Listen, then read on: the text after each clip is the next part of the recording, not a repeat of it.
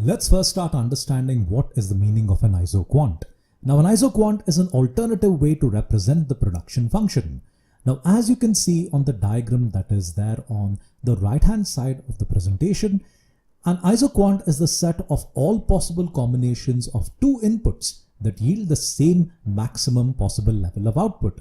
Now, for the sake of simplicity, to help you understand this with an example, we will consider factor 1 as labor and factor 2 as capital. I repeat, factor 1 we're going to consider as labor and factor 2 is going to be considered as capital. Now, factor 1 labor is represented on the x-axis and factor 2, which is considered as capital, is represented on the y-axis. As you can see in the diagram, you have three isoquants, the blue, red and green. So we have three isoquants for three output levels. Now in each of these curves or the isoquants that you see there, each of them represent an increasing output function.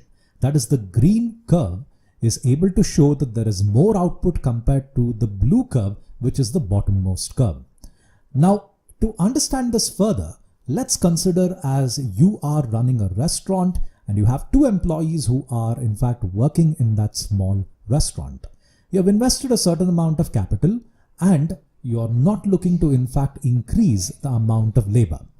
Now, if we fix factor 2, that is the capital, at x star 2 and increase the factor 1 to x triple star 1, the output increases and we reach a higher isoquant Q is equal to Q2. Now, I did say that you are not going to increase the amount of labor, but let's assume that you decide to keep both the employees and you tell one person, hey, you come in an evening shift. Now, when you have one person coming in an evening shift and another person working in the morning shift, you're able to keep the restaurant open longer. And by being able to keep the restaurant open longer, you aren't really changing a lot of the input factor, but by keeping the restaurant open longer, you are able to in fact sell more. Thereby, you're able to go from a lower isoquant, say for example the blue one, to a higher isoquant, that is the red one. When marginal products are positive, with greater amount of one input, the same level of output can be produced by using lesser amount of the other. Therefore, isoquants are negatively sloped. Total product, marginal product and average product. Now, as you can see in the diagram that's there in front of you, or that table that's there in front of you, on the top bar, you have the black boxes. The black boxes represent factor 2. And on the yellow boxes, it represents factor 1.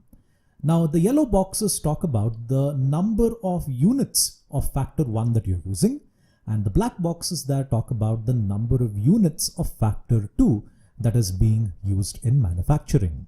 Now, let's take, for example, you are taking 5 units of factor 1 and then you are using 0 units of factor 2.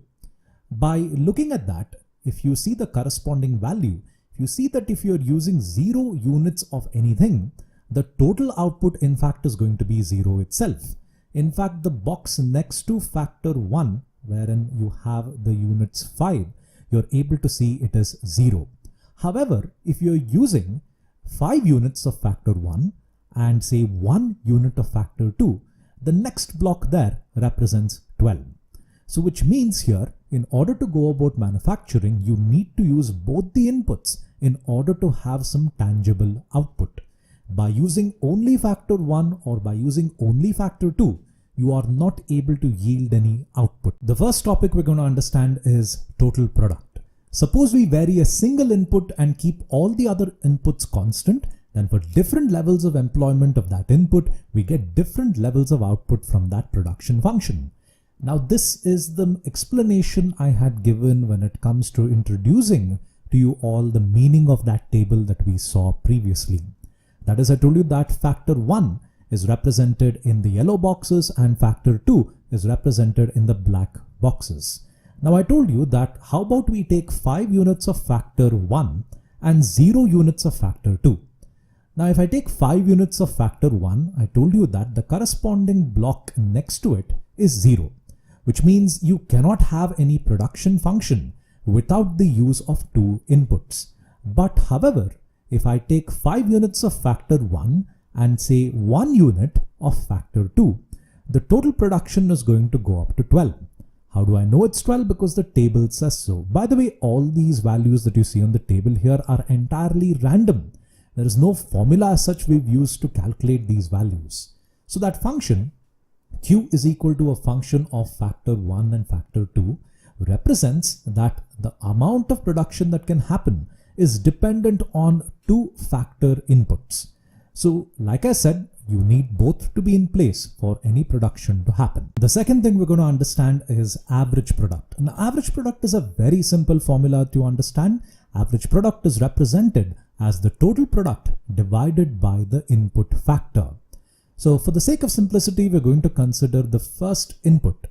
Now, if you remember, I told you that factor 1 represents labor and factor 2 represents capital.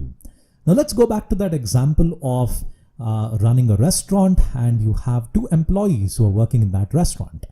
Now let's assume that those 2 employees are making pizzas in that restaurant, and the employees in a day are able to make about 100 pizzas in a day. Now they're able to make 100 pizzas in a day.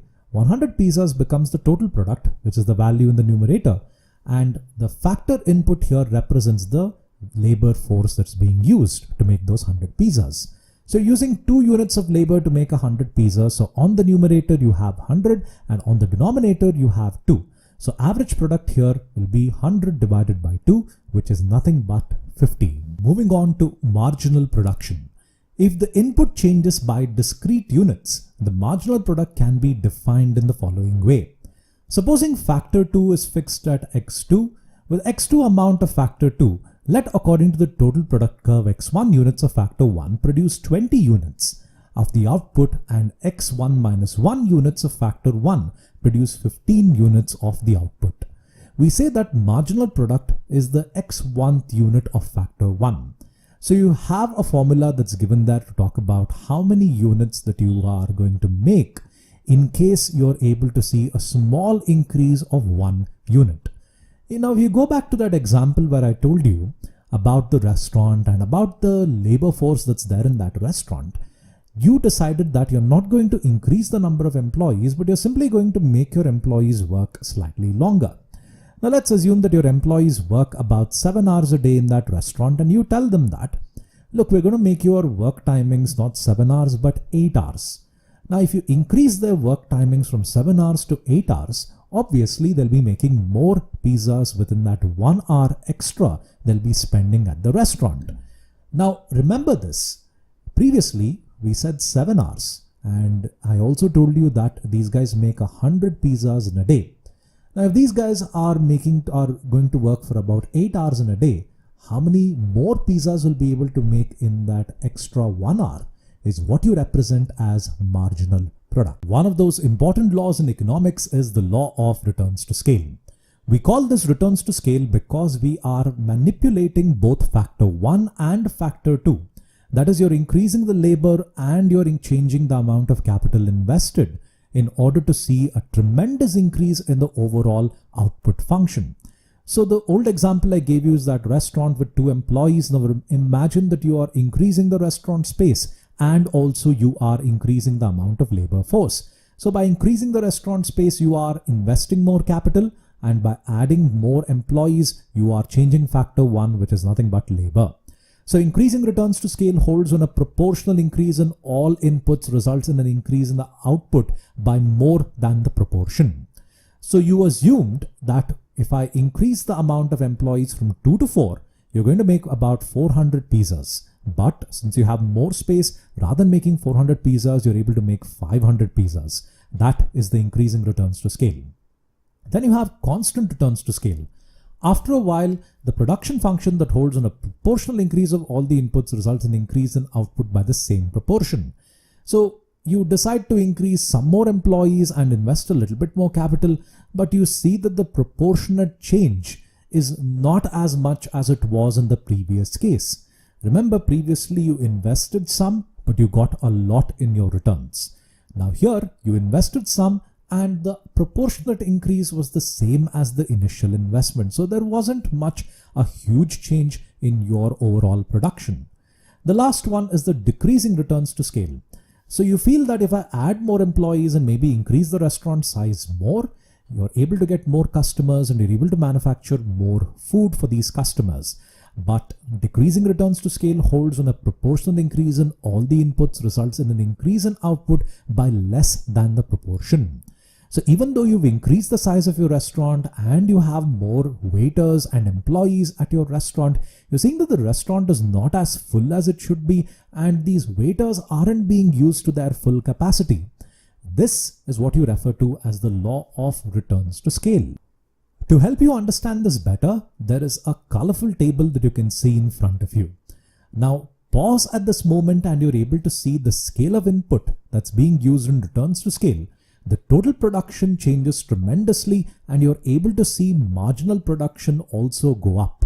But in constant returns to scale, even though you are increasing the scale of input, the total production does go up, but per employee contribution isn't much.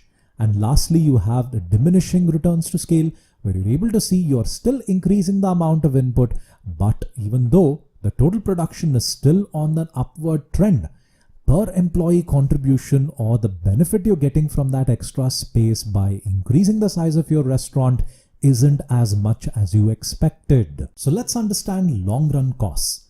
Long run average cost is the first one that you'll be studying. It is defined as the cost per unit of output, that is LRAC. Long run average cost is equal to total cost by the total quantity.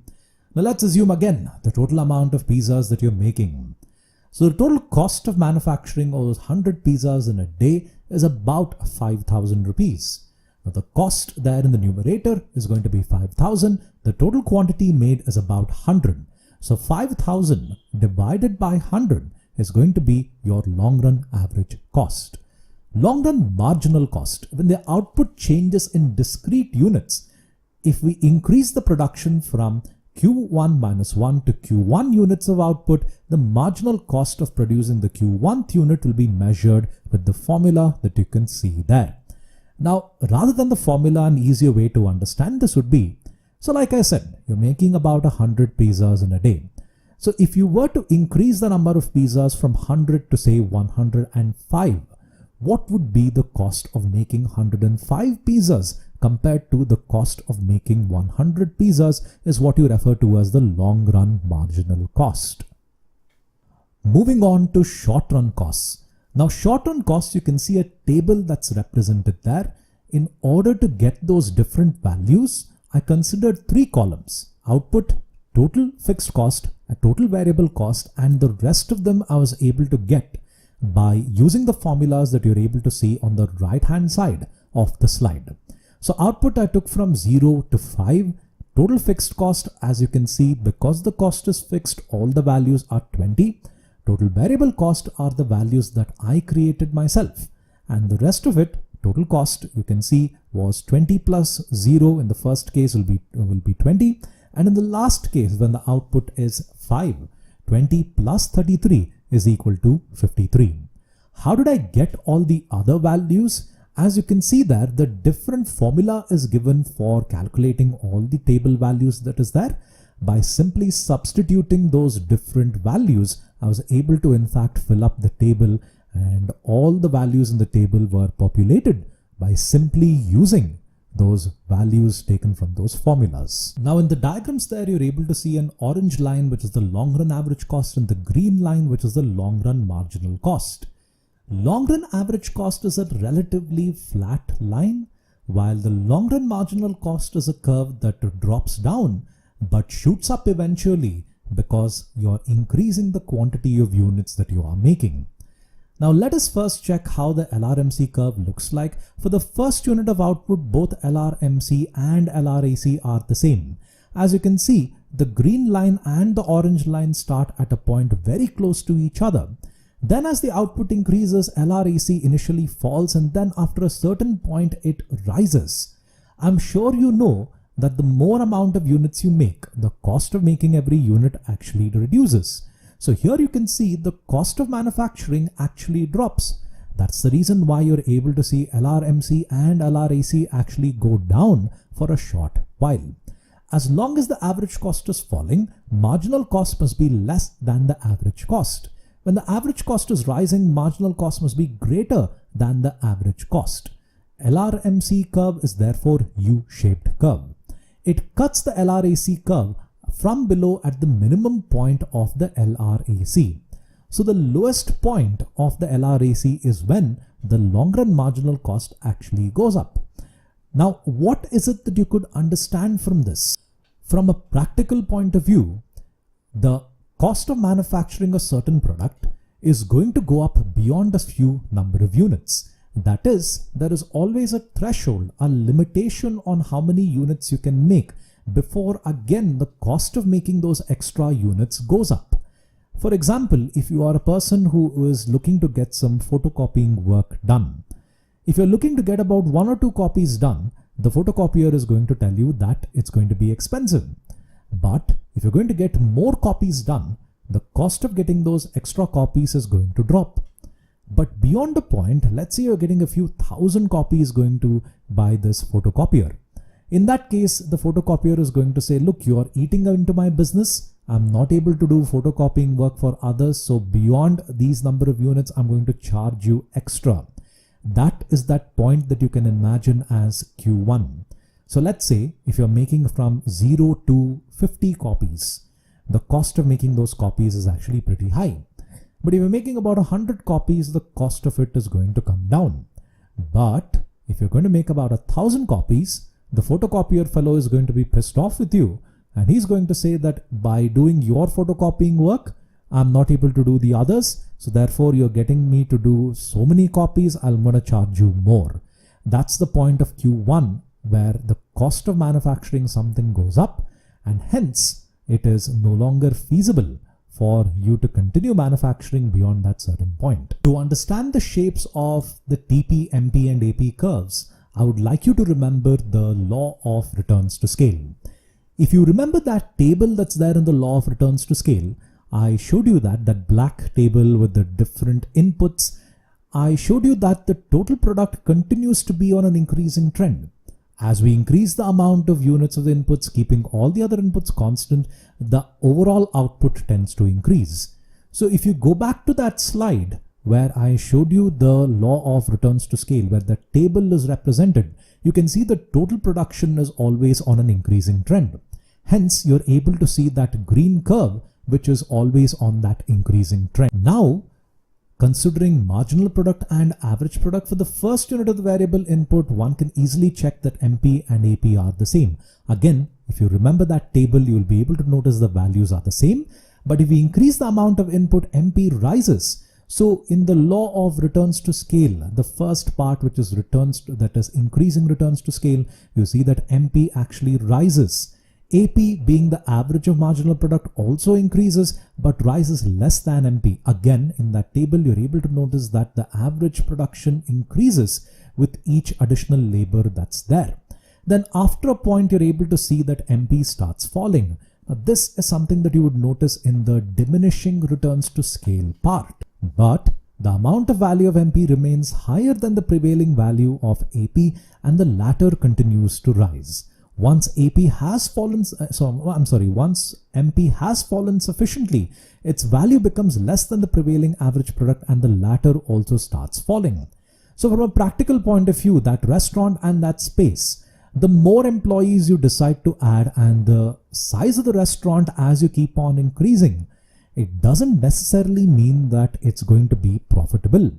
There will be a point where a lot of tables end up getting underutilized and a lot of labor also end up getting underutilized. Hence that point about once MP has fallen sufficiently, its value becomes less than the prevailing average production, and the latter also starts falling. And lastly, if average product increases, it must be in the case of marginal product being greater than the average product. Otherwise, average product cannot rise. Similarly, when average product falls, marginal product must be less than the average production. It therefore follows that marginal product curve cuts the average product curve from its maximum.